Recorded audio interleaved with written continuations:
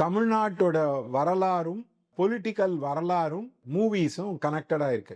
மூவிலேருந்து வந்த மிஸ்டர் கலைஞர் கருணாநிதி, அதே மாதிரி mister MG Ramachandran, mister Jayalalithaa, அவங்க எல்லாம் மூவி இண்டஸ்ட்ரியிலேருந்து வந்திருக்காங்க.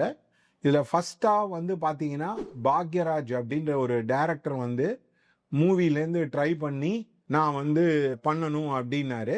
எம்ஜிஆர் வந்து அவரை அடுத்த வாரிசு அந்த அளவுக்கு கூட சொல்லிட்டு இருந்தார். அவர் வந்து கட்சியை நடத்த முடியாம அவர் வந்து அந்த கட்சியை வந்து ஃபோல்டு பண்ணிட்டாரு.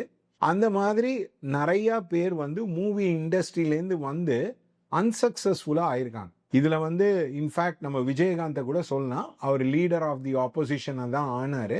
This includes Kamal Haasan, Rajinikanth. இந்த வரிசையில விஜய் வந்து வந்திருக்கார்.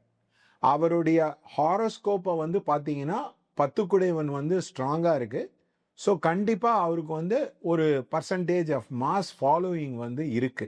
ஆனால் நிறைய பேர் வந்து அவருடைய ஹாரோஸ்கோப்பை வந்து பார்க்காமல் அந்த ட்ரெண்டு, அந்த ஒரு மூவி, ஒரு மித்தோட அவர் வந்து அடுத்த சீஃப் மினிஸ்டர் ஆயிடுவாரு அப்படின்ற மாதிரி பேசுறாங்க. அது வந்து it is not at all true.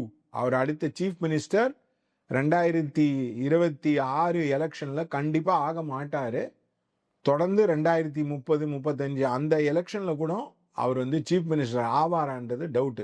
அதனால Vijay can become a politically important person, can become an MLA, but whether he will become a chief minister is a ரொம்ப பெரிய கொஸ்டின்.